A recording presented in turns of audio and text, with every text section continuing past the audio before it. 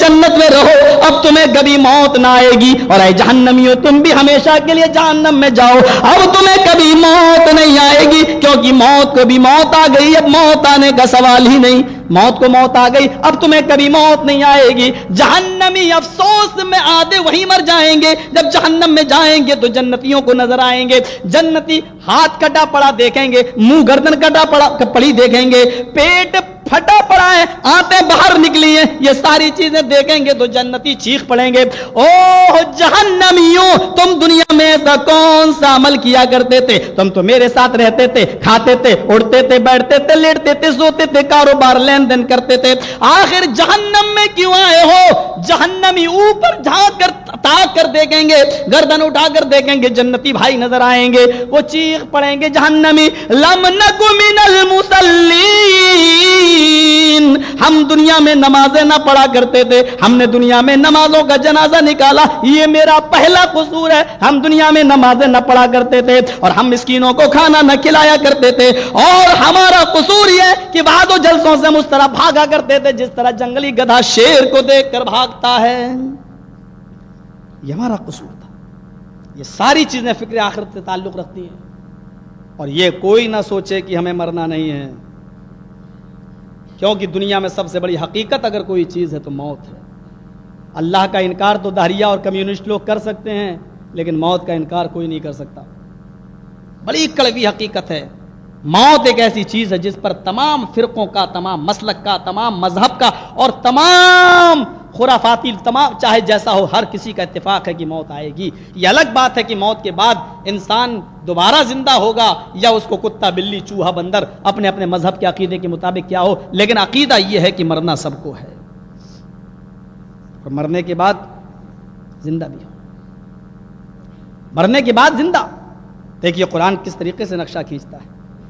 اَيَحْسَبُ الْإِنسَانُ أَن يُتْرَكَ سُدًى أَلَمْ يَكُن نُطْفَةً مِّن مَّنِيٍّ يُمْنَىٰ ثُمَّ كَانَ عَلَقَةً فَخَلَقَ فَسَوَّىٰ فَجَعَلَ مِنْهُ الزَّوْجَيْنِ الذَّكَرَ وَالْأُنثَىٰ أَلَيْسَ ذَلِكَ بِقَادِرٍ عَلَىٰ أَن يُحْيِيَ الْمَوْتَىٰ. زبردست آیت. کیا انسان نے یہ گمان کر رکھا ہے کہ اس کو مرنے کے بعد چھوڑ دیا جائے گا؟ اَيَحْسَبُ الْإِنسَانُ أَن يُتْرَكَ سُدًى, کیا انسان یہ سوچتا ہے کہ اس کو بغیر حساب و کتاب کے ہم چھوڑ دیں گے؟ نہیں. اپنے وجود پر غور کر, پہلے تو تھا کیا تھا تو؟ أَلَمْ يَكُن نُطْفَةً مِّن مَّنِيٍّ يُمْنَىٰ, کیا تو شروع میں حقیر اور ذلیل پانی کا قطرہ نہ تھا جو رحم مادر تک پہنچایا گیا؟ انسان کی حقیقت دیکھو. جو بھی متکبر انسان ہو, گھمنڈی انسان ہو, جس کے اندر کچھ انا ہو, ہاں میں کچھ ہوں, اس کے سامنے یہی آیت رکھ دو, فَلْيَنظُرِ الْإِنسَانُ مِمَّا خُلِقَ خُلِقَ مِن مَّاءٍ دَافِقٍ يَخْرُجُ مِن بَيْنِ الصُّلْبِ وَالتَّرَائِبِ. سورہ طارق کی آیت. انسان غور کر کے تیری حقیقت کیا ہے. فَلْيَنظُرِ الْإِنسَانُ مِمَّا خُلِقَ. کوالٹی مت دیکھو, ایک رکشہ چلا رہا ہے اور ایک بیٹھے بیٹھے اس کو چائے مل رہی ہے, دونوں کی پیدائش کیا ہے؟ ایک حقیر اور ذلیل پانی سے پیدا ہونے والی شخصیت, اور یہ تکبر کرے. تکبر صرف اللہ کی شان ہے. سن لو, جن لوگوں کے دل میں رائی کے دانے کے برابر بھی تکبر ہے وہ سن لے اللہ کے رسول کی حدیث. لا يدخل الجنة من كان في قلبه مثقال ذرة من کبر. یہ ہے بخاری کی. لا يدخل الجنة من كان في قلبه مثقال ذرة من کبر, یہ بخاری کے الفاظ. اور مسلم کے الفاظ یہ ہیں من كان في قلبه مثقال ذرة من کبر لا يدخل الجنة. لا يدخل الجنة بخاری میں پہلے ہے, اور لا يدخل الجنة مسلم میں بعد میں. حدیث پوری ایک ہی ہے. لا يدخل الجنہ, وہ آدمی ہرگز جنت میں داخل نہ ہوگا جس کے دل میں رائی کے دانے کے برابر بھی تکبر ہوگا. جس آدمی کے دل میں, یہ مسلم کے الفاظ ہیں, جس آدمی کے دل میں رائی کے دانے کے برابر بھی تکبر ہوگا وہ ہرگز جنت کے اندر داخل نہ ہوگا. ترجمہ ایک ہی ہے. لا يدخل الجنہ بخاری پہلے لائے اور امام مسلم بھی حدیث لائے, لیکن لا يدخل الجنہ بعد میں لائے.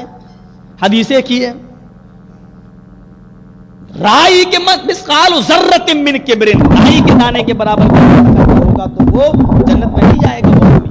اور سنی حدیث اور بڑی زبردست حدیث ہے، دیکھیے اللہ بھی کپڑے پہنتا ہے، کیسے صفت ہے اس کی، حدیث قدسی ہے یہ جو میں پڑھنے جا رہا ہوں آپ کے سامنے۔ اس کو کہتے ہیں کہ جس نبی فرماتے ہیں کہ اللہ نے فرمایا، کیا فرمایا؟ العز ازاری والکبریاء ردائی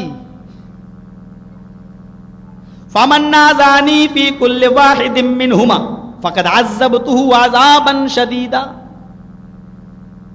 الفاظ پر غور کیجیے، العز ازاری، عزت میری لنگی ہے، اللہ تعالیٰ کہہ رہا ہے، اللہ کے نبی فرما رہے ہیں کہ اللہ فرماتا ہے، اور اللہ کیا فرما رہا ہے؟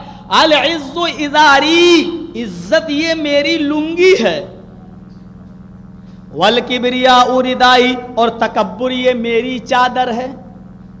آئے لوگو، دو کپڑے تم پہنتے ہو، ایک اوپر ایک نیچے، اللہ بھی دو کپڑے پہنے ہوئے، عزت یہ اس کی لنگی ہے، تکبر یہ اس کی چادر ہے، یعنی عزت جتانا یہ اللہ کا حق ہے اور تکبر جتانا یہ بھی اللہ کا حق ہے، کیونکہ کبر اور اللہ اکبر، اللہ بڑا ہے اور تکبر بڑے کے لیے ہے۔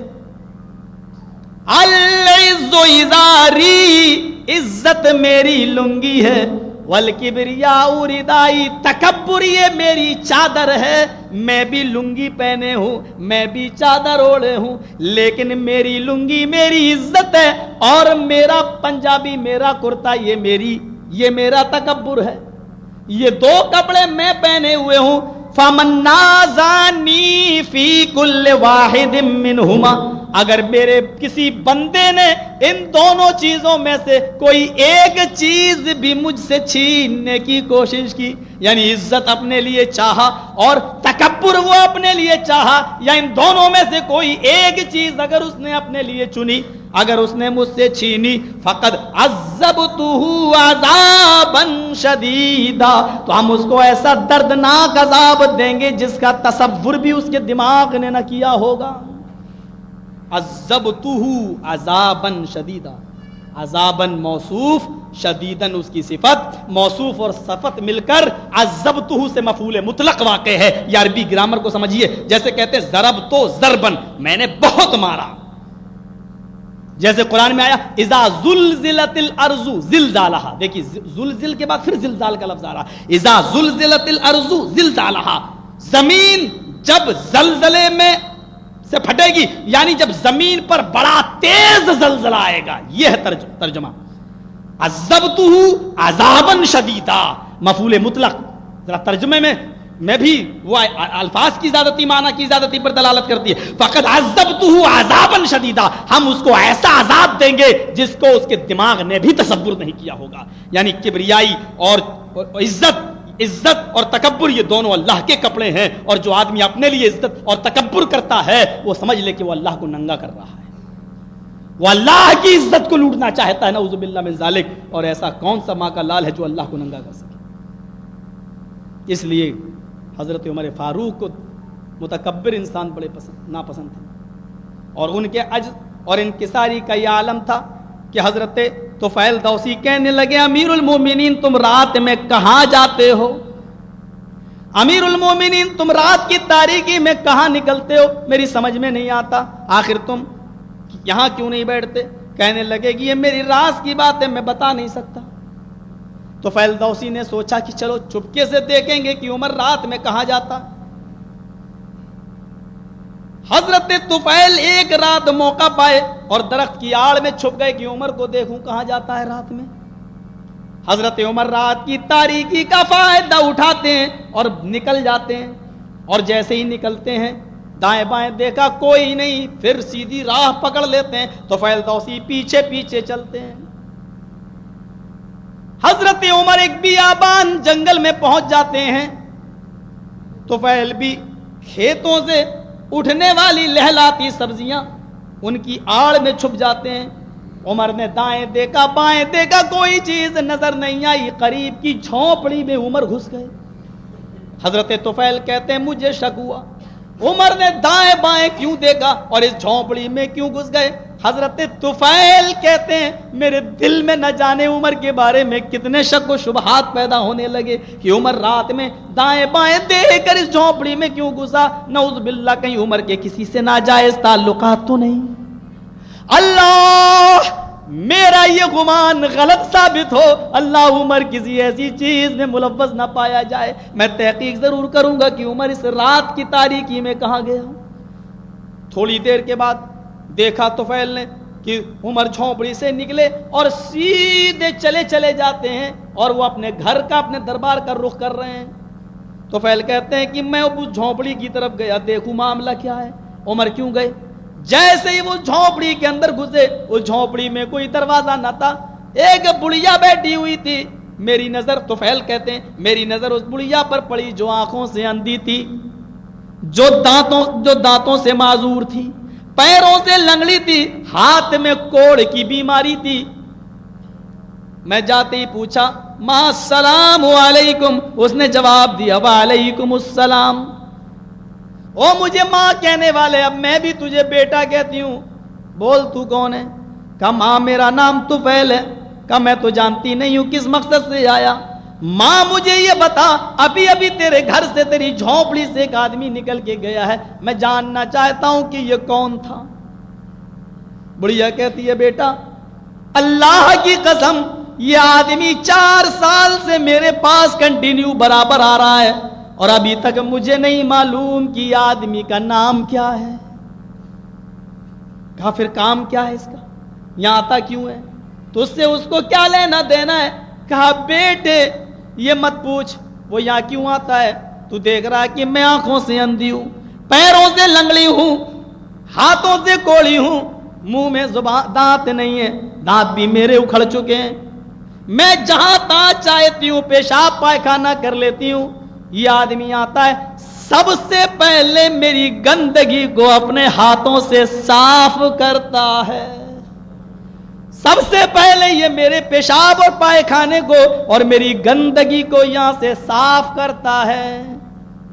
امیر المومنین، مومنوں کا امیر وہ ہوتا ہے جو خدمت خلق میں لگ جائے، اور جو لوگوں کی کرنسیوں پر اپنی بلڈنگیں بنائے وہ امیر المومنین نہیں، وہ امیر الخائنین ہوتے ہیں۔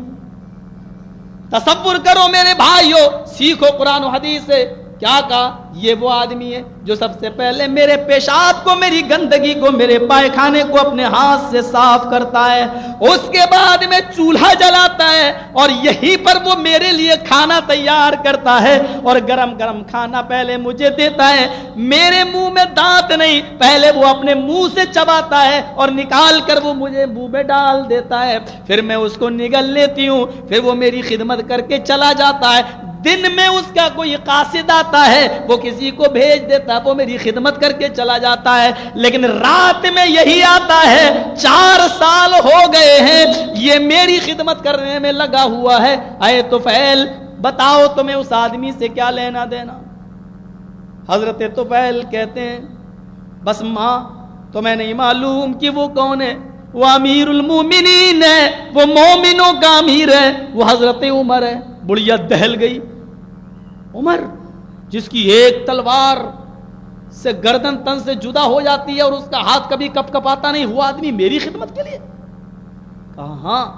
دوڑتے ہوئے گئے طفیل، جب تک حضرت طفیل پہنچے دربار خلافت کی طرف، رات کی تاریکی اندھیرا ہے، حضرت عمر کو کیا دیکھتے ہیں کہ وہ اپنے دربار خلافت جہاں بیٹھتے تھے اسی جگہ پر وہ تہجد کی نماز پڑھنے میں مصروف ہیں اور نماز پڑھ چکے ہیں اور اپنے رب العالمین کے سامنے روتے ہوئے گڑگڑاتے ہوئے ہاتھوں کو بلند کرتے ہوئے زور زور سے یہ دعا پڑھ رہے ہیں، ربنا اصرف عنا عذاب جہنم ان عذابها کان غراما، ربنا اصرف عنا عذاب جہنم ان عذابها کان غراما، اے میرے پروردگار تو جہنم کے عذاب سے ہم کو نجات دے، جہنم کا عذاب ایسا میں اس لائق نہیں کہ جہنم کے عذاب کو برداشت کر سکوں، اللہ عمر کو جہنم کے عذاب سے بچا لے۔ پیچھے سے طفیل نے ٹوکتے ہوئے کہا اے عمر رات کے اندر بوڑھی عورتوں کی خدمت کرنے والا، اس کی گندگی کو، پیشاب و پائخانے کو اپنے ہاتھ سے صاف کرنے والا،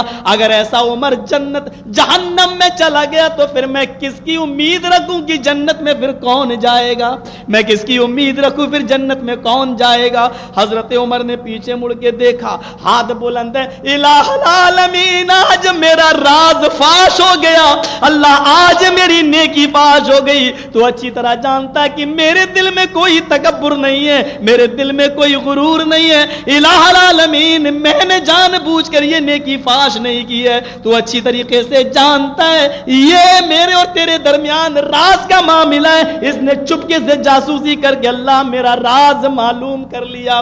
اللہ کہیں اس راز کو، اس بات کو معلوم ہو جانے کے بعد اس کو کبر میں مت جوڑ دینا، اس کو تکبر میں شامل نہ کرنا۔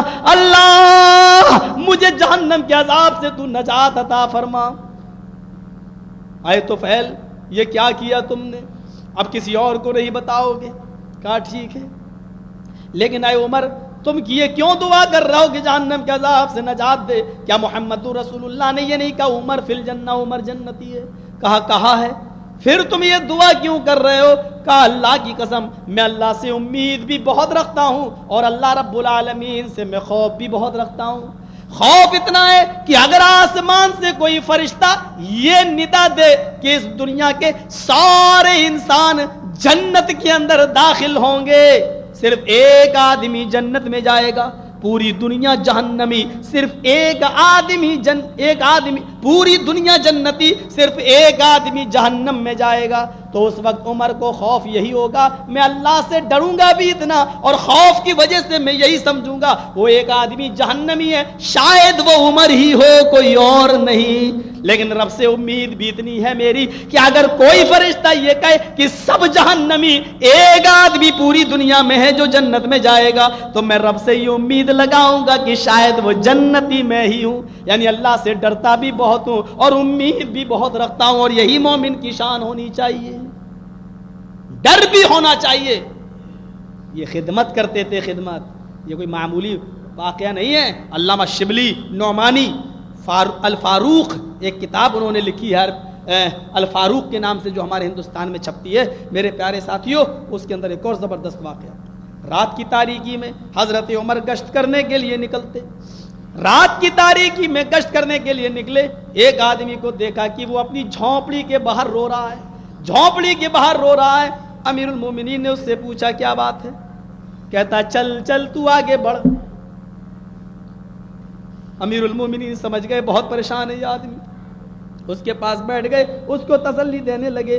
وہ کہتا ہے آیا آدمی میں تجھے جانتا نہیں، چل چل یہاں سے، تو کیا جانے کہ میرے اوپر کون سی بجلی گری ہے، تو جا آگے۔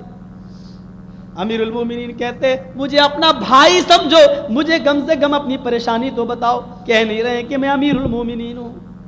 امیر المومنین وہ ہوتا ہے جو رات کی تاریکی میں اپنی عوام کو دیکھے کہ وہ کسی مصیبت میں تو مبتلا نہیں ہے۔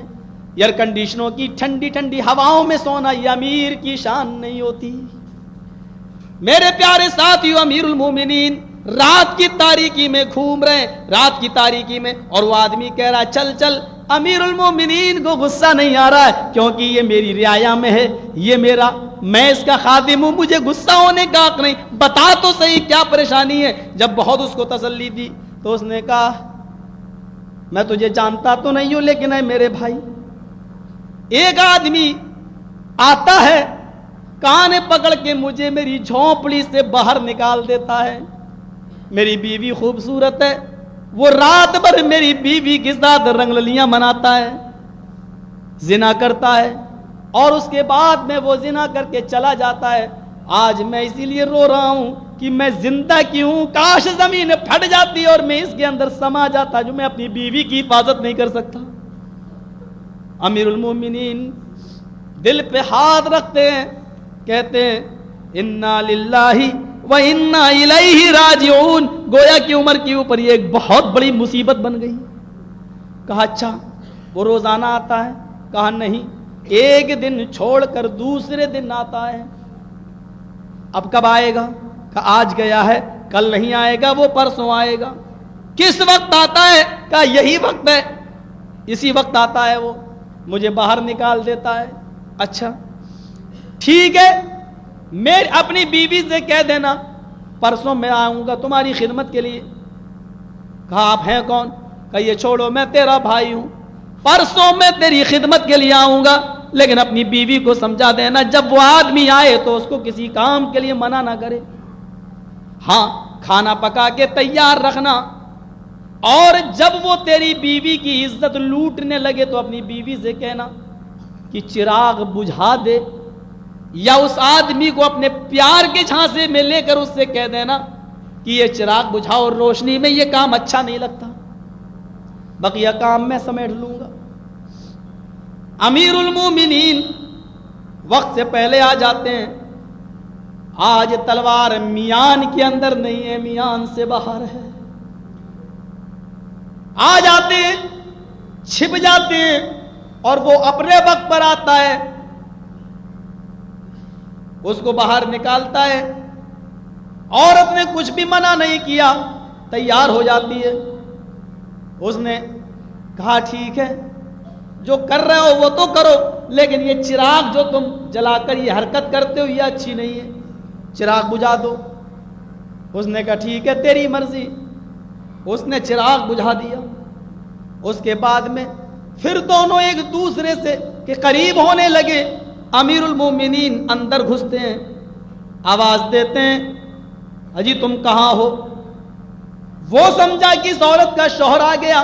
کہتا ہے ابھی تو میں نے کوئی کام کیا ہی نہیں, تم اتنی جلدی اندر کیسے آ گئے؟ بھاگو یہاں سے, ابھی باہر ہی بیٹھو.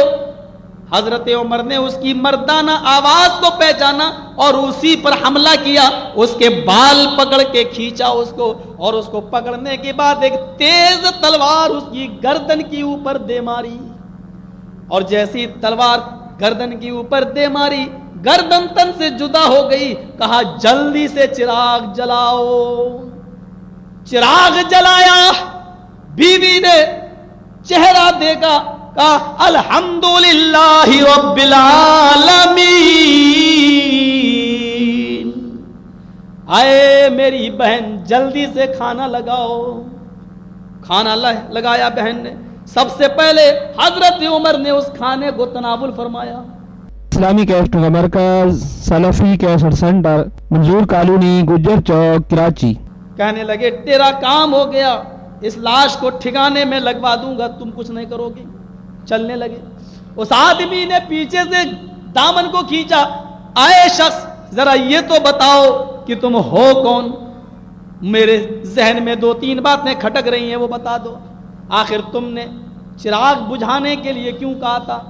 آخر تم نے کھانا بنانے کے لیے کیوں کہا تھا؟ اور جب اس کی گردن کٹی ہوئی دیکھی تو آپ نے الحمدللہ رب العالمین کیوں پڑھا؟ امیر المومنین کہتے ہیں آئے میرے بھائی, میں امیر المومنین ہوں, میں مومنوں کا امیر ہوں, میں عمر ہوں. وہ کانپ گیا. کہا ڈرنے کی ضرورت نہیں, میرا تمہارا رشتہ بھائی بھائی کا ہے, ڈرو نہیں. رہی یہ بات کہ میں نے کھانا بنانے کے لیے کیوں کہا, میں نے چراغ بجھانے کے لیے کیوں کہا, اور جب گردن کٹی تو میں نے الحمدللہ کیوں کہا.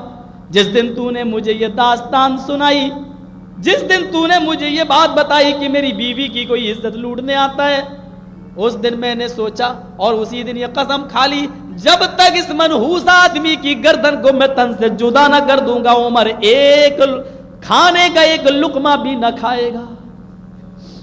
میں نے اسی دن سے بھوکا ہوں, اسی لیے میں نے کہا تھا کھانا بنا کے رکھنا.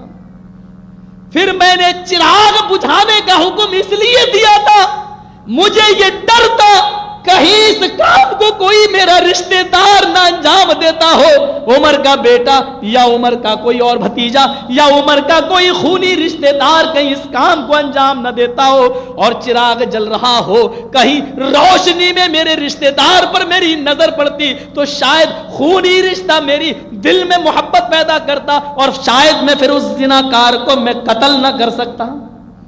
اس لیے میں نے چراغ بجھا دیا تاکہ مجھے کسی کی شکل ہی نہ دکھے. جب میں نے چراغ جلا کے اس کی شکل دیکھی, میرے منہ سے نکلا الحمدللہ رب العالمین, اس لیے نکلا کہ کٹنے والی گردن عمر کی کسی رشتہ دار کی نہیں, اس پر میں نے اللہ کا شکریہ ادا کیا. فکر آخرت ہے، سوچ ہے کس طریقے سے ایک مسلمان کی خدمت کی جائے، یہ ایک امیر کا کام ہوتا ہے۔ میرے پیارے ساتھیوں، ان تمام واقعات کو آپ اپنے سامنے رکھیے اور پھر اپنی سوسائٹی کا جائزہ لیجئے۔ یہاں تو شادیوں کے موقع پر جو دشمنیاں نکالی جاتی ہیں وہ دیکھو، ہمارے بیٹے سے اس کا رشتہ نہیں ہوا، دوسری جگہ رشتے کی بات چل رہی ہے، اب مشورے کے لیے وہ میرے پاس آیا، ہم نے سوچا میرے بیٹے سے رشتہ نہیں کیا تو اس کے بیٹے سے میں کیوں ہونے دوں، لڑکی کی ہزاروں برائیاں بیان کر دی، ایک سچائی تھی 99 جھوٹ ملا کر آپ نے اس کو پیش کر دیا۔ آج یہ معاملات ہماری سوسائٹیوں میں آ رہے ہیں، ہمارے سماج کے اندر آ رہے ہیں۔ ایک دن ہمیں مرنا ہے، اس دنیا سے جانا ہے، موت سے کسی کو چھٹکارا نہیں۔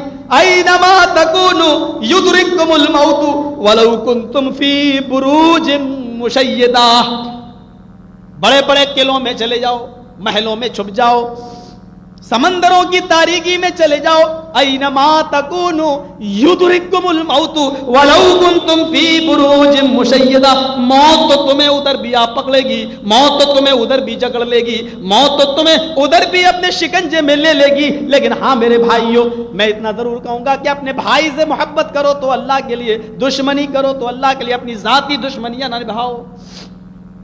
ذاتی دشمنی سے ہمیں اور آپ کو کیا مل جائے گا؟ حضرت علی رضی اللہ تعالیٰ عنہ سے ایک یہودی کا جھگڑا ہو گیا، ایک یہودی کا جھگڑا، اور زبردست جھگڑا، بات اس بات پہ ٹکی تو مجھے قتل کر دے یا میں تجھے قتل کر دوں۔ معاملہ اتنا بڑا کہ حضرت علی یہودی کے پیٹھ پر سوار ہو گئے اور اس کی گردن کو پکڑ لیا اور اس کو دبانے لگے، بالکل وہ آدمی چت لیٹا ہوا تھا، اس کے پیٹ پر حضرت علی چڑھے ہوئے ہیں اور اس پر غالب آ گئے اور اس کے گلے کو دبانے والے ہیں۔ اس نے اپنے منہ میں بہت سا تھوک اکٹھا کیا، بہت سا تھوک اس نے اپنے منہ میں جمع کیا، اور تھوک جمع کرنے کے بعد حضرت علی کے چہرے پر تھوک دیا۔ جو تھوکا حضرت علی کے چہرے پر، حضرت علی کو اور زیادہ غصہ آ گیا، دبا نہیں والے تھے، یک بیگ چھوڑ دیا، کھڑے ہو گئے، یا یہودی جا میں نے تجھے چھوڑ دیا۔ یہودی کہنے لگا علی تمہاری مہربانی ہے جو مجھے چھوڑ دیا، لیکن ایک بات میری سمجھ میں نہیں آئی، آخر تم تو میرے اوپر سوار ہو چکے تھے اور مار ڈالنے ہی والے تھے، میں نے تمہارے اوپر جب تھوکا تو تمہارا غصہ میں نے دیکھا اور زیادہ بڑھ گیا، اس غصے میں تو تم کو مجھے مار ہی ڈالنا چاہیے تھا، لیکن میں نے دیکھا جب غصہ زیادہ آیا تو تم نے چھوڑ دیا۔ کیا بات ہے؟ کہا علی نے اے یہودی، جس وقت میری تیری جنگ ہوئی تو میں تجھ سے اللہ کے لیے لڑ رہا تھا، جب میں تیرے اوپر سوار ہوا تو اس میں اللہ کی خوشنودی اور رضامندی شامل تھی، جب میں نے تیرا گلا دبایا تو اس میں بھی اللہ کی رضامندی شامل تھی، اور جب تو نے چہرے پر اپنے حلق سے تھوک اکٹھا کر کے میرے منہ پر تھوکا، اس کے بعد مجھے اور غصہ آیا۔ یہ غصہ میرا اللہ کی رضامندی نہیں تھی بلکہ یہ میری ذاتی دشمنی تھی، یہ میرا ذاتی انتقام تھا۔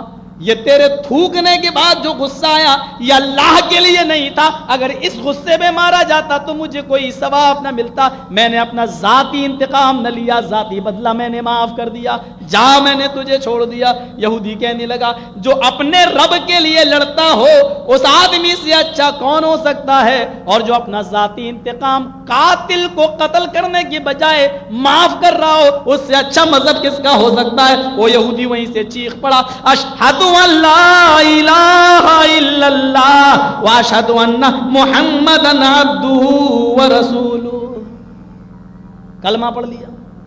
امیر المومنین کے ایک نہیں 50 واقعات اس قسم کے ملتے ہیں۔ میرے پیارے ساتھیوں ذرا تصور کرو، ممبر پر کھڑا ہے، ممبر پر حضرت عمر فاروق کھڑے ہیں اور اذان ہو رہی ہے، اذان کے بعد جیسے ہی ممبر پر کھڑے ہو کر کہتے ہیں ان الحمد للہ نحمدہ ونستعینہ ونستغفرہ اما بعد فإن خیر الحدیث کتاب اللہ، ایک نوجوان کھڑا ہوتا ہے کہتا ہے عمر تیرے جسم پر یہ نیا کرتا جو آیا ہے کہاں سے آیا پہلے حساب دے، تیرے جسم پر یہ نیا کرتا جو آیا ہے یہ کہاں سے آیا ہے ذرا اس کا حساب دے، ورنہ خطبہ دینے کا تجھے حق نہیں۔ ایک معمولی آدمی اور یہ جانتا ہے کہ عمر فاروق کی ایک تلوار سے میری گردن کہاں گرے گی، جانتا ہے، جانتا، اس کے باوجود کہہ رہا ہے عمر پہلے حساب دے کہ یہ نیا کرتا تیرے پاس کہاں سے آیا۔ حضرت عمر فاروق نے کہا اس کی صفائی میں نہیں میرا بیٹا دے گا. عبداللہ کھڑے ہو جاؤ, عبداللہ کھڑے ہو جاؤ, بتاؤ یہ نیا کرتا کہاں سے آیا؟ حضرت عبداللہ ابن عمر کہنے لگے بیت المال سے سب کو ایک ایک چادر ملی تھی, میرے باپ کو بھی ایک چادر ملی تھی, میرے باپ نے اسی چادر کا کرتا بنا لیا. آئے مخاطب, اب تو اجازت دیتا ہے مجھے خطبہ دینے کی, میرے بیٹے نے تجھے سمجھا دیا ایک ایک چادر سب کو ملی تھی, میرے باپ کو بھی ملی تھی, یعنی مجھے بھی اسی چادر کا میں نے کرتا بنا لیا. کہنے لگا نوجوان بالکل نہیں, ابھی اجازت نہیں ہے خطبہ دینے کی. ایک بات بتاؤ عمر, ایک چادر مجھے بھی تو ملی تھی, میرے ایک چادر میں کرتا نہیں بنا, تو سب سے زیادہ لمبا تڑنگا ہے, سب بیٹھ جائیں تو سب کھڑے ہو جائیں تم بیٹھ جاؤ تو ایسا لگتا ہے کہ تم بھی کھڑے ہو. اتنے موٹے تازے اور اتنے اچھے پرسنالٹی کے مالک جب مجھ جیسے پتلے دبلے لڑکے کا کرتا نہ بنا تو آپ کا ایک چادر میں کرتا کیسے بن گیا؟ آئے عبداللہ صفائی دو.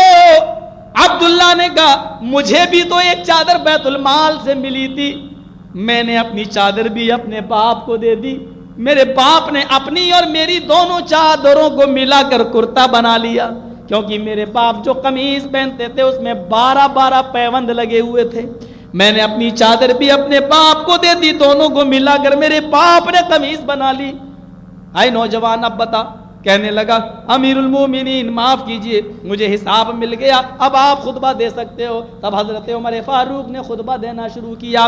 کتنا محتاط طریقہ تھا, اور ایک معمولی آدمی بھی حساب و کتاب لینے کا ذمہ دار تھا.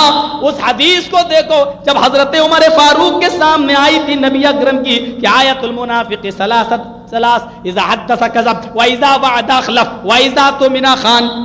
وعدہ خلافی کرنے والا بھی مومن نہیں منافق. اس واقعے کو ذرا اٹھاؤ کہ ہرمز یا ہرمزان پکڑ کے لایا گیا, امیر المومنین نے کہا جمعے کے دن اس کی گردن کاٹ ڈالی جائے گی کیونکہ یہ مومنوں کا مسلمانوں کا قاتل ہے. ہرمزان کو میدان مقتل میں لایا گیا.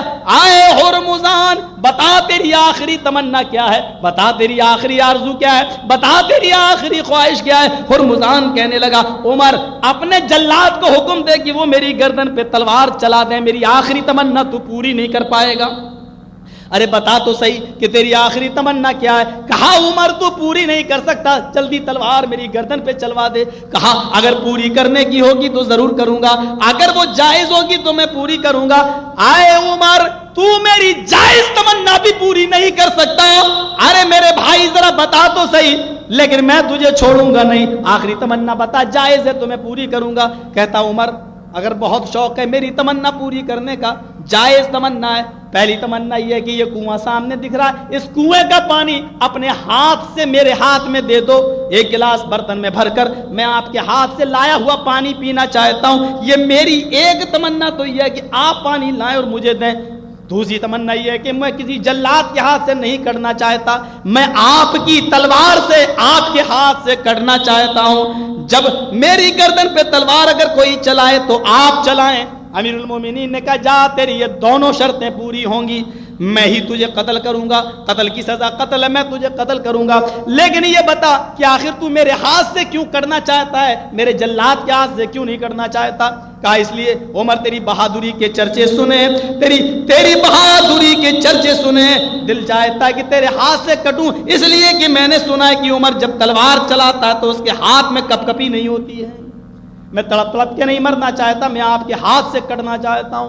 عمر نے تلوار لے لی, جلاد سے کنویں کے پاس گئے, تازہ پانی کھینچا, پانی بھر کے لائے. آئے ہرمزان لے یہ پانی پی لے. ہرمزان نے پانی کے گلاس کو منہ تک لگایا لیکن پیا نہیں, اور اس نے واپس کیا, پانی کو واپس لایا اور عمر فاروق کی چمکتی ہوئی تلوار کو دیکھا ایسے جیسے وہ ڈر رہا ہو. پھر منہ تک لے گیا پانی, پھر ہٹایا اور عمر کی تلوار دیکھنے لگا, پھر منہ تک لے گیا, پھر ہٹایا, پھر عمر کی تلوار دیکھنے لگا گویا کہ وہ ڈر رہا ہو. امیر المومنین مسکرائے, کیا بات ہے, پی کیوں نہیں رہا ہے؟ کہا عمر مجھے ڈر لگ رہا ہے کہیں ایسا نہ ہو کہ میں پانی پیوں اور تو بے وفائی کر جائے، تو وعدہ خلافی کر جائے، تو غداری کر جائے، کہیں تیرے میں پانی پیوں اور پورا پانی بھی نہ پی سکوں اور تیری تلوار میری گردن پہ چل جائے۔ امیر المومنین مسکرائے، کہنے لگے آئے ہرمزان، میں محمد رسول اللہ کا ماننے والا ہوں اور محمد کا ساتھی کبھی جھوٹ نہیں بولتا، کبھی وعدہ خلافی نہیں کرتا، کبھی غداری نہیں کرتا۔ میں تجھ سے وعدہ کرتا ہوں جب تک تو اس پانی کو پی نہیں لے گا جو تیرے ہاتھ میں تیری گردن پہ تلوار نہ چلاؤں گا۔ اب ہرمزان مسکرانے لگا۔ امیر المومنین کہتے ہیں جلدی پانی پی، مسکرانے کا وقت نہیں ہے، گردن کٹنے والی ہے۔ کہا عمر اب تم میری گردن بالکل نہیں کاٹ سکتے۔ کہا یہ کیا بات ہے، پانی پی رہا یا نہیں؟ اس نے کہا عمر میں جانتا ہوں کہ مسلمان کبھی جھوٹ نہیں بولتا، کبھی وعدہ خلافی نہیں کرتا، اور ابھی تم نے مجھ سے وعدہ کیا کہ جب تک تو اس پانی کو پی نہیں لے گا جو تیرے ہاتھ میں ہے میں تیری گردن پہ تلوار نہیں چلاؤں گا۔ اس نے پانی کے گلاس کو اٹھا کر پٹک دیا، کہا عمر نہ میں وہ پانی پیوں گا نہ تیری تلوار میری گردن پہ چلے گی۔ عمر فاروق کہتے ہیں زندگی میں پہلی مرتبہ تجھ سے دھوکہ کھا رہا ہوں، جاؤ لوگوں چھوڑ دو اس کو۔ کہا کہ نہیں یہ تو مجرم ہے صحابہ نے کہا ہاں مجرم تو ہے، شریعت ابھی بھی اجازت نہیں دیتی ہے، لیکن مجھے ڈر لگتا ہے کہیں اللہ کے نبی کی حدیث میرے اوپر فٹ نہ ہو جائے، وعدہ خلافی کے جرم میں کہیں عمر منافق نہ ہو جائے، چھوڑ دو۔ جانے لگا۔ عمر فاروق کو للکارتے ہوئے کہتا ہے او عمر بتا میری یہ منطق کیسی لگی تجھے؟ عمر فاروق نے مڑ کے دیکھا، کہا اب چڑھانے کی ضرورت نہیں، جتنی جلدی ہو میری آنکھوں سے اوجھل ہو جا، اور ہاں ایک چنوتی، ایک وارننگ سن لے، اب آئندہ اگر کسی جرم میں پکڑا گیا تو اللہ کی قسم عمر تجھ سے آخری تمنا اور آخری آرزو بھی نہ پوچھے گا۔ کہنے لگا عمر اب اس کی نوبت ہی نہیں آئے گی کہ میں پکڑا جاؤں۔ کہا یہ کیسے کہہ رہا ہے، میری پولیس بہت سخت ہے، تجھے کہیں سے بھی ڈھونڈ نکالے گی۔ عمر تیری پولیس کو اب گرفتار کرنے کا موقع ہی نہیں ملے گا اور مجھے کوئی گناہ کرنے کا موقع بھی نہیں ملے گا، اس لیے کہ تیری وفاداری اور وعدہ پروری دیکھ کر مجھے اسلام کی محبت میں نے گھیر لیا ہے۔ اشہد ان لا الہ الا اللہ واشہد ان محمدن عبدہ ورسولہ، وہیں پر کلمہ پڑھا اور اسلام لے آیا۔ میرے بھائیو عمر فاروق کے ان واقعات کو سامنے رکھیے اور دیکھتے جائیے، یہی وہ عمر ہیں جو کبھی اللہ کے نبی صلی اللہ علیہ وسلم کی گردن کو اڑانے کے لیے نکلے تھے، اور یہی وہ عمر ہے اللہ تعالیٰ نے، اللہ کے نبی نے کبھی کسی کا نام لے کر کسی کے لیے دعا نہیں کی، یہ نہیں کہا اے اللہ ابو بکر کو مسلمان کر دے، اللہ علی کو مسلمان کر دے، اللہ عثمان کو مسلمان بنا دے، اللہ زید کو، طلحہ کو، زبیر کو مسلمان بنا دے۔ کبھی میرے نبی نے کسی کا نام نہیں لیا۔ عمر کی فضیلت کے لیے اتنا ہی کافی ہے کہ اللہ کے نبی نے عمر کی حالت کفر میں ہوتے ہوئے اللہ کے سامنے دامن پھیلا کر کہا تھا اللہم اید الاسلام بعمر بن الخطاب، اے اللہ تو عمر کو مسلمان کر کے اسلام کو مضبوط بنا دے، اللہ تو عمر کو مسلمان کر کے اسلام کو مضبوط بنا دے۔ عمر کی حالت کفر میں تھے اور نبی ان کے لیے دعا کر رہے تھے، عمر یا ابو جہل میں سے کسی ایک کو اسلام کا کلمہ پڑھوا دے اور ان کو اسلام کو مضبوط بنا دے۔ لیکن یہ اسلام کی دعوت اور اسلام کی نعمت یہ ابو جہل کی نہیں، عمر فاروق کی قسمت میں لکھی تھی۔ یہ وہی عمر ہے جنہوں نے تلوار لی اور کہا، ہاں کیا کہا تھا معلوم ہے آپ کو وہ جملہ؟ ابو جہل نے کہا تھا عمر 39 آدمی مسلمان ہو چکے ہیں، کیا کر رہے ہو تم؟ حضرت عمر نے تلوار نکالی، کہا ابو جہل کتنے مسلمان ہو گئے؟ کہا 39 آدمی۔ کہا عمر مجھے لات و عزا کی قسم ہے ابو جہل اب 40واں مسلمان نہیں ہونے دوں گا۔ کیا کہا تھا عمر نے؟ اب 40واں نہیں ہونے دوں گا۔ نکل گئے کہ آج رسول ہی کی گردن کاٹ ڈالیں گے۔ یہ وہ عمر ہے۔ ہمارے یہاں کیا کہتے ہیں لوگ اس منظر پر؟ ہمارے علاقے میں آئیے آپ، کہتے ہیں دیکھیے عمر نے کیا کہا تھا، 39 ہو چکے ہیں اب 40واں نہیں ہونے دوں گا۔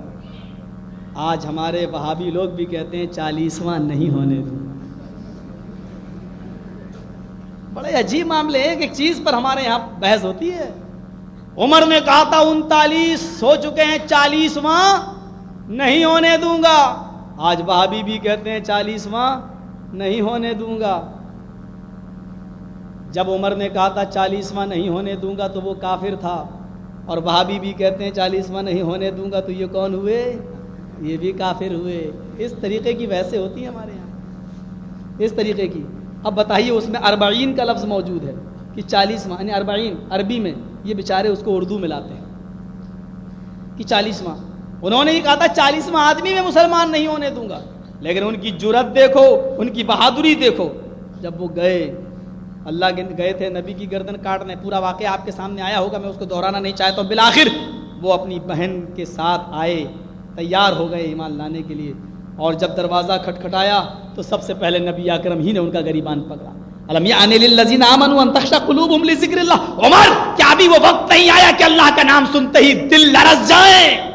حضرت عمر نے کہا ہاں وہ وقت آ گیا اور میں ایمان لانے کے لیے آیا ہوں۔ کہا کیا کہا؟ پرسوں تو میں نے دعا کی تھی اور آج قبول؟ کہا میں ایمان لانے آیا ہوں، اشہد ان لا الہ الا اللہ واشہد ان محمد عبدہ ورسولہ۔ جیسے ہی یہ کلمہ عمر نے پڑھا، مسلمان چیخ اٹھے اللہ اکبر۔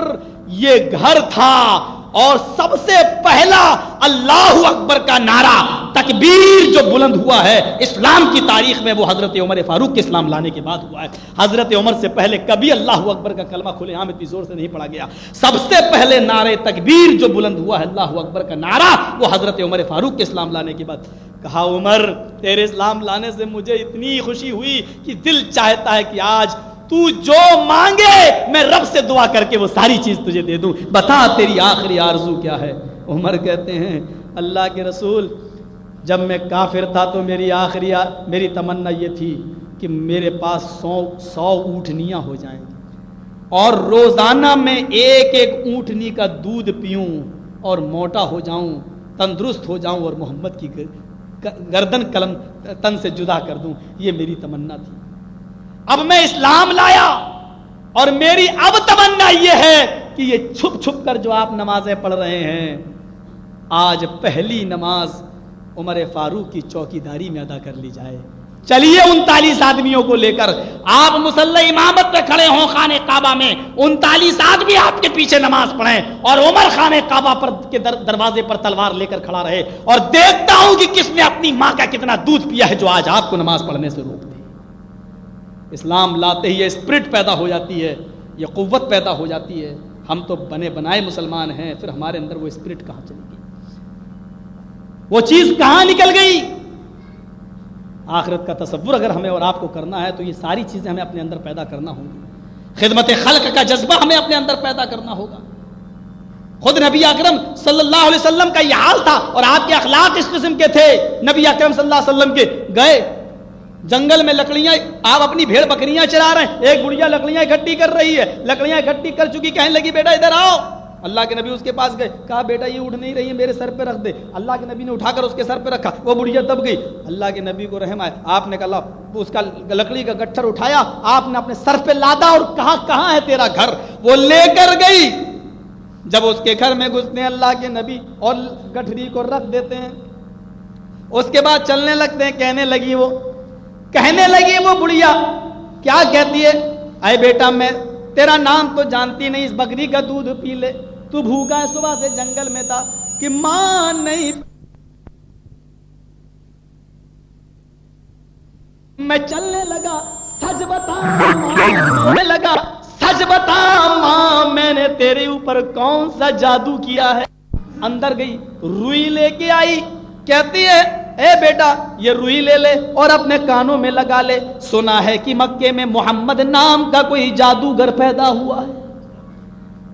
کہتی ہے کہ سنا ہے مکے میں کوئی محمد نام کا جادوگر پیدا ہوا ہے، مبادا کہیں اس کی آواز تیرے کانوں میں نہ پڑ جائے اور کہیں اس کا جادو تیرے اوپر نہ چل جائے، یہ روئی تو اپنے کانوں میں لگا لے۔ محمد الرسول اللہ کی آنکھوں میں آنسو آ گئے، اس بڑھیا سے روئی لی اور آپ اس روئی کو لے کر چل دیتے ہیں۔ فطری طور سے درد چوٹ لگی نبی کے کہ میں کون سے لوگ مجھے جادوگر کیوں کہتے ہیں، اس بڑھیا کے اوپر میں نے کون سا جادو کیا ہے اور کس کے اوپر میں نے کیا کیا؟